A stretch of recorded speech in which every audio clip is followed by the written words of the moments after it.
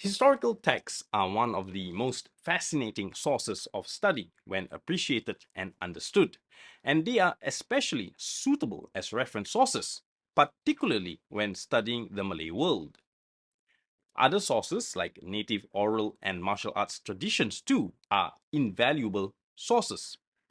But in the interest of academic integrity, somewhat risk becoming discredited unless it has been formally documented with academic rigor. Tuhfat al-Nafis is one of the most complex, sophisticated, yet reliable historical sources compared to other works written before the 20th century. This work by the late Raja Ali Haji Ahmad is also known as the Encyclopedia of Malay Life because it extensively depicts aspects of human life, especially matters revolving around war that occurred among the Malays in general and the Bugis people in particular.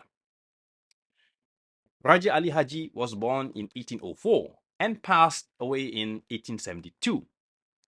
He is a poet, a scholar, a historian, and an intellectual figure in the classical world, and also involved in compiling the history of the Bugis people in the Malay and their relations with Malay kings.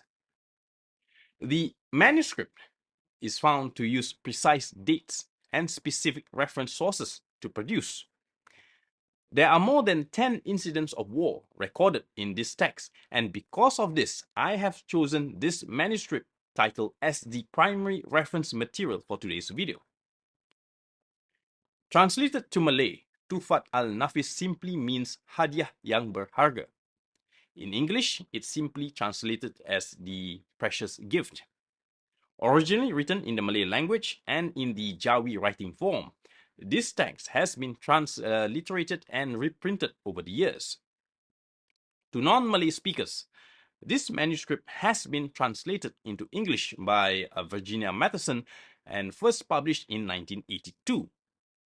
Fast forward to 30 years later, this book was reprinted in 2012 with a fresh look, to which I have a copy here.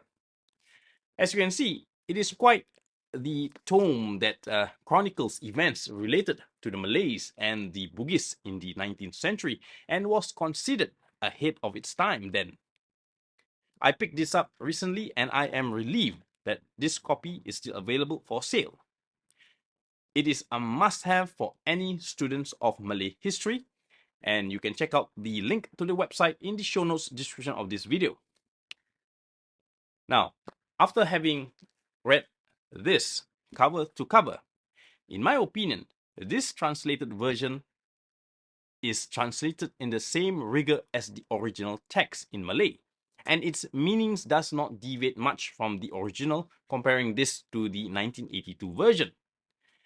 This one reads more dignified and elevated, so I definitely recommend this book.